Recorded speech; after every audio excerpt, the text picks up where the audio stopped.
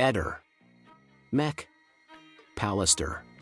Sebastiano, com'è il tempo oggi sulla Luna? Per cortesia, no, no. Ma sai, parlare di verità dopo 4 anni e mezzo è un po' difficile, ma non per colpa mia, non per colpa di come sono andate le cose, e da come sono state fatte le indagini già dall'inizio, secondo me sono partite male, no? E di conseguenza trovare oggi delle risposte sarà praticamente, secondo me, impossibile. Ora attendiamo fiduciosi il 26 giugno. Ma no, guarda, io non vedo l'ora che venga quel giorno, in modo che ci troveremo davanti al GIP con i miei avvocati, dove che tireremo avanti, ascolteremo cosa avrà da dire la procura e noi, i miei avvocati, avranno cosa dire, insomma. Per caso sei andato sulla Luna perché sei preoccupato? Assolutamente no. Assolutamente no. Al funerale di Liliana però non sei andato.